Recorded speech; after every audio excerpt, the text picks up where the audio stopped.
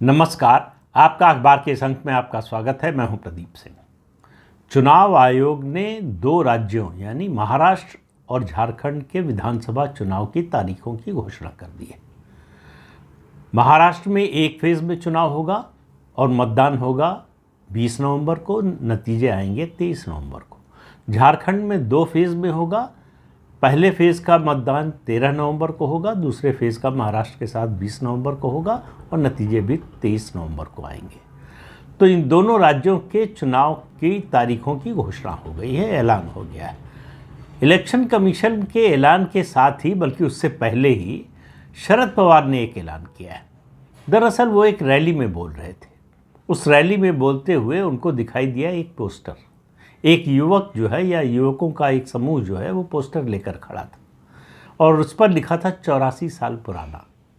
आपको मालूम है कि शरद पवार की उम्र 84 साल है। तो उन्होंने उसका जवाब दिया। उन्होंने कहा 84 साल का हो जाऊं या 90 साल का, ये बूढ़ा रुकेगा नहीं, ये चलता रहेगा जब तक महाराष्ट्र को पटरी पर नहीं ले आएगा। अब ये सुनकर जो है दुखी हो, खुश हो या क्या करें, ये मुझे समझ में नहीं आ रहा है। आप थोड़ा समझाने की कोशिश कीजिएगा। शरद पवार महाराष्ट्र की राजनीति में इस समय सबसे वृद्ध नेता है, सबसे अनुभवी नेता है, सबसे लंबी राजनीति का दौर देखा है उन्होंने। 1978 में मुख्यमंत्री बन गए थे। अपने ही गुरु की सरकार गिराकर, पार्टी तोड़कर मुख्यमंत्री बने थे, जो राजनीतिक नैतिकता पर भाषण देते हैं आजकल। और उसके बाद उन्होंने क्या क्या किया है वो सब बताने की ज़रूरत नहीं है, सबके सामने है। तो उन्होंने कहा कि 84 हो या 90 साल हो जाए, ये बूढ़ा रुकेगा नहीं। सवाल ये है कि ये 84 तक पहुंचने में, या कहिए 1978 से, उससे पहले का छोड़ देते हैं, 1978 से 2024 तक महाराष्ट्र को पटरी पर लाने के लिए क्या किया? और कुछ नहीं किया तो क्यों नहीं किया? और आज तक महाराष्ट्र की ऐसी स्थिति है कि वो पटरी पर नहीं है, तो उसके लिए कौन जिम्मेदार है? बहुत से लोग होंगे, लेकिन शरद पवार का नाम भी तो उसमें होगा। महाराष्ट्र की राजनीति में प्रमुख भूमिका रही है लंबे समय से शरद पवार की, और 1978 से जब वो पहली बार मुख्यमंत्री बने तब से तो रही ही है।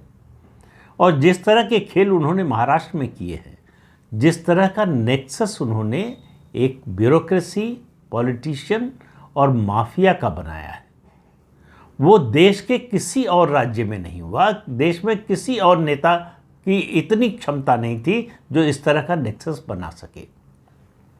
ये एनएन वोरा कमेटी की रिपोर्ट कहती है, मैं नहीं कह रहा हूँ। तो जो नेक्सस बना, उसका नतीजा है कि आज भी महाराष्ट्र की राजनीति, और ख़ास तौर से अगर बात करें मुंबई की, वो जो माफिया है, जो आतंकवादी हैं, चाहे दाऊद इब्राहिम हो, चाहे उनके साथी हों। दाऊद इब्राहिम भले ही देश से बाहर हो, लेकिन मुंबई और महाराष्ट्र की राजनीति पर और फिल्म जगत पर उसका प्रभाव आज भी है। आज भी उसके लोग हैं, और मुंबई में जो अपराध होते हैं उसमें भी उसके लोगों का योगदान रहता है, उसमें हाथ रहता है। और शरद पवार को इस सब की जानकारी रहती है। अब शरद पवार और दाऊद के रिश्तों की बात तो आपने बहुत बार सुनी होगी। दाऊद भारत आना चाहता था, कानून के सामने जो है समर्पण करना चाहता था, सरेंडर करना चाहता था, लेकिन कुछ आश्वासन चाहता था। अब आप देखिए, एक माफिया, एक आतंकवादी जिसने बॉम्ब ब्लास्ट कराए, लंबे समय तक अपराध का राज कायम किया, वो शर्त लगाकर भारत आना चाहता है। और संपर्क किससे करता है? शरद पवार से। तो महाराष्ट्र का विधानसभा का चुनाव होने जा रहा है, और आपको मालूम है कि इस समय मुकाबला जो है दो गठबंधनों के बीच में है, और दोनों गठबंधनों में 3-3 पार्टियां हैं। और 3 पार्टियों में जो महाराष्ट्र विकास आघाड़ी है, जिसमें शरद पवार है, उसमें उनकी पार्टी है। अब उसका नाम जो है एनसीपी शरद चंद्र पवार हो गया है, क्योंकि असली पार्टी एनसीपी का जो सिंबल और नाम है, और वो और झंडा जो है, तीनों जो है अजीत पवार के पास है। और दूसरे उद्धव ठाकरे, उनकी भी पार्टी, असली पार्टी जो है शिवसेना, अब एकनाथ शिंदे की है। उसका झंडा, उसका चुनाव चिन्ह, सब जो है एकनाथ शिंदे के पास है। तो ये तो दो लुटे हुए नेता हैं, जो अपना घर नहीं बचा सके, जो अपनी पार्टी नहीं बचा सके, जो अपना जनाधार नहीं बचा सके। वो चुनौती देते हैं तो सुनकर बड़ा आश्चर्य होता है। अरे भाई, जब आप अपना घर नहीं बचा पाए, अपनी पार्टी को नहीं बचा पाए, जिनके साथ आपने लंबे समय तक काम किया उनको साथ नहीं रख पाए, तो आप पर मतदाता भरोसा क्यों करे? आखिर कोई उद्धव ठाकरे से पूछे कि एकनाथ शिंदे तो शिवसेना के ही नेता हैं, उनको साथ क्यों नहीं रख पाए, किस वजह से नहीं रख पाए? और आज अगर एकनाथ शिंदे की राजनीतिक स्थिति की बात कर रहा हूं, तो महाराष्ट्र की राजनीति में उद्धव ठाकरे से बड़े नेता बन गए। और ये बात मतलब उद्धव ठाकरे के गले कैसे नीचे उतरेगी? वो तो बीजेपी शिवसेना से बड़ी हो गई, यही अभी तक नहीं पचा पाए, तब तक एकनाथ शिंदे भी उनसे बड़े हो गए, तो उद्धव ठाकरे के लिए बड़ा मुश्किल हो गया है। तो ये दो पार्टियां जो हैं, दो नेता जो हैं, ये घर लुटाकर अपना आशियाना बनाने की कोशिश कर रहे हैं, नया आशियाना। ये फिर से अपनी जड़ों की तलाश कर रहे हैं, फिर से कोशिश कर रहे हैं कि इनका जनाधार लौट आए, इनकी जो भी साख थी जनता के बीच में, जो समर्थन था लौट आए। वो होता हुआ दिखाई नहीं दे रहा। ऐसा नहीं कि ये दोनों पार्टियां ख़त्म हो गई हैं या इन दोनों पार्टियों को कोई सफलता नहीं मिलने वाली या इनका कोई विधायक नहीं जीतने वाला। लोकसभा चुनाव में आपने देखा कि शरद पवार की पार्टी ने अच्छा परफॉर्म किया, कम से कम अजीत पवार से तो बहुत अच्छा परफॉर्म किया। तो और स्ट्राइक रेट जो रहा वो तो एक तरह से जो है उससे बेहतर स्ट्राइक रेट तो 6 पार्टियों में किसी का नहीं रहा, 80% का। 10 सीटें लड़े, 8 सीटें जीते। तो ये एक जवाब था अजीत पवार को कि शरद पवार के साथ लोगों ने माना, एनसीपी के जो समर्थक हैं उन्होंने माना कि अजीत पवार ने शरद पवार को धोखा दिया। लेकिन वहीं पर एकनाथ शिंदे के बारे में ये राय जो है शिव सैनिकों ने कायम नहीं की। हालांकि इसका सबसे ज़्यादा प्रचार उद्धव ठाकरे ने किया कि पीठ में छुरा मारा है, धोखा दिया है, गद्दार है, गद्दार कह के कैंपेन चलाया। लेकिन बाकी लोगों को छोड़िए, शिव सैनिकों ने भी नहीं माना। शिवसेना के सबसे कम वोट, मतलब इन दोनों की बात कर रहा हूँ, तुलना कर रहा हूँ, वोट मिले हैं उद्धव ठाकरे को। उद्धव ठाकरे को जो सीटें मिली हैं वो सीटें जीतने में सबसे बड़ा योगदान मुस्लिम वोट और दलित वोटों का है, जो उद्धव ठाकरे का या शिवसेना का नहीं था। इस मामले में एकनाथ शिंदे की परफॉर्मेंस बेहतर रही। तो अब चुनाव की घोषणा हो गई है। अब दावों का जो है समय एक तरह से बीत चुका है, अब जनता के बीच में जाने का है, अब जनता के फैसले की घड़ी आ रही है। तो जो महाराष्ट्र विकास आघाड़ी है उसमें मुश्किलें उसकी अभी तक, या अंदरूनी जो उसका संघर्ष है, अभी तक खत्म नहीं हुआ है। कांग्रेस पार्टी लोकसभा चुनाव में सबसे बड़ी पार्टी बनकर उभरी और वो अपना हक जताना चाहती है विधानसभा चुनाव में कि हम नंबर 1 हैं और हमको नंबर 1 के अनुसार ही सीटें मिलनी चाहिए। लेकिन सवाल है कि क्या बाकी दोनों नेता या दोनों पार्टियां, दोनों की बात कर रहा हूं तो उनके अलावा उद्धव ठाकरे की पार्टी है और साथ में एनसीपी है शरद पवार की, इसके लिए तैयार होंगे? शरद पवार का भी हौसला बढ़ा हुआ है लोकसभा चुनाव के नतीजे के बाद से।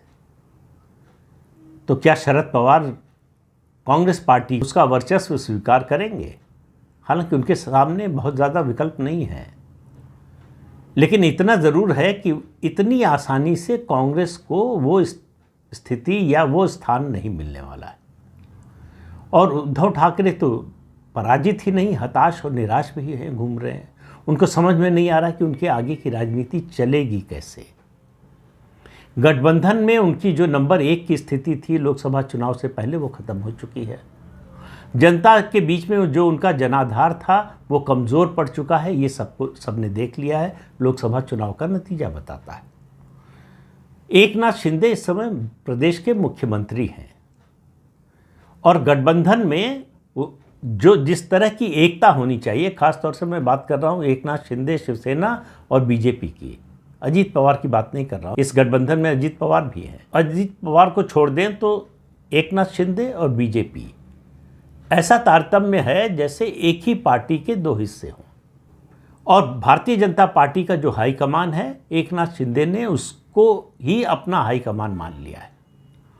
तो वो निर्देश और आदेश जो है वहाँ से लेने और मानने दोनों के लिए तैयार हैं। इसलिए इस तरह का जो है सामंजस्य आपको दिखाई दे रहा है। ऐसा नहीं कि वहाँ महत्वाकांक्षा की कोई लड़ाई नहीं है, वहाँ भी है, लेकिन वो आपको बाहर आती हुई नहीं दिखेगी। जो भी होगा मन में या बंद कमरे में, उसके बाहर नहीं आने वाला। तो चुनाव तक तो कम से कम ये दिखाई नहीं देने वाला। तो इसलिए वहाँ मुख्यमंत्री कौन होगा, नहीं होगा, मुख्यमंत्री का नाम पेश किया जाएगा, नहीं किया जाएगा, ये सब चर्चा वहाँ पर नहीं है। लेकिन महाराष्ट्र विकास आघाड़ी में है। उद्धव ठाकरे चाहते हैं कि मुख्यमंत्री का उम्मीदवार घोषित किया जाए, और शिवसेना उनकी जो है उद्धव ठाकरे की, वो चाहती है कि उद्धव ठाकरे को घोषित किया जाए। ये मुद्दा अभी तक सुलझा नहीं है। अब दूसरी बात, लोकसभा चुनाव, विधानसभा चुनाव, आप मानकर चलिए बहुत ज़्यादा अंतर होने वाला है। और वही बात मैं झारखंड के बारे में कह रहा हूँ कि अगर झारखंड और महाराष्ट्र के विधानसभा चुनाव के बारे में आप आकलन करेंगे लोकसभा चुनाव के नतीजों के आधार पर, तो आप गलत नतीजे पर पहुंचेंगे। तब से अब में स्थितियां बदल चुकी हैं, नैरेटिव बदल चुका है, राजनीति बदल चुकी है और मतदाता बदल चुका है। मतदाता को जितनी नाराज़गी थी बीजेपी से, वो लोकसभा चुनाव में निकल चुकी है। अब ये लेवल प्लेइंग फील्ड बन गया है। तो लेवल प्लेइंग फील्ड बन गया है, तो अब भारतीय जनता पार्टी के संगठन की जो ताकत है, देखिए ताकत, जब लोग नाराज़ होते हैं तो वो ताकत जितनी होती है उससे ज़्यादा घट जाती है, और जब लोग नाराज़ नहीं होते हैं या समर्थन में होते हैं तो वो ताकत और ज़्यादा कई गुना बढ़ जाती है। ये हरियाणा में हमने अभी अभी देख लिया कि भारतीय जनता पार्टी जब लोकसभा चुनाव में हार रही थी तब उसके संगठन की क्या स्थिति थी, और जब जीती है तब क्या थी। तो ये अंतर आपको महाराष्ट्र और झारखंड में भी दिखाई देगा। दोनों राज्यों में लोकसभा चुनाव की तुलना में भारतीय जनता पार्टी या एनडीए की बात करें, उसकी स्थिति लोकसभा से बेहतर होगी। अब कितनी बेहतर होगी, ये आने वाला चुनाव प्रचार का जब शोर तेज होगा, चुनाव प्रचार अपने तेज़ी पर आएगा, तब एक अंदाज़ा जो है लगाना ज़्यादा बेहतर होगा, ज़्यादा आसान भी होगा। लेकिन इतना तो तय है कि लोकसभा चुनाव में जो मुद्दे उठाए गए थे भाजपा विरोधी दलों के द्वारा, उन मुद्दों को हरियाणा के मतदाता ने दफना दिया है मिट्टी के अंदर। वो मुद्दे अब नहीं चलने वाले। लोकसभा में जो संविधान, जवान, किसान और हरियाणा की स्पेसिफिक बात करें तो पहलवान, ये 4 मुद्दे जो चलाए गए थे, वो 4 के चारों जो है वो कहीं काम नहीं आए। विपक्ष इन्हीं पर सवार था कि लोकसभा में इसका फ़ायदा मिला था अभी कुछ महीने पहले, तो विधानसभा में भी मिलेगा, लेकिन कुछ फ़ायदा नहीं मिला। गुरनाम सिंह चढ़ूनी, आपने नाम सुना ही होगा, बहुत बड़े किसान नेता। अगर मीडिया में उनकी खबरें देखते, उनके इंटरव्यू देखते, तो आपको लगता कि देश के सबसे बड़े किसान नेता हैं। 1170 वोट मिले हैं कुल। तो इससे अंदाज़ा लगा लीजिए कितने बड़े नेता थे और उनकी छवि कितनी बड़ी बनाई गई थी। ये होती है नैरेटिव की ताकत, कि बूंद को सागर बना दिया। लेकिन सागर की हकीकत जब मतदान होता है और नतीजा आता है तो खुल जाती है।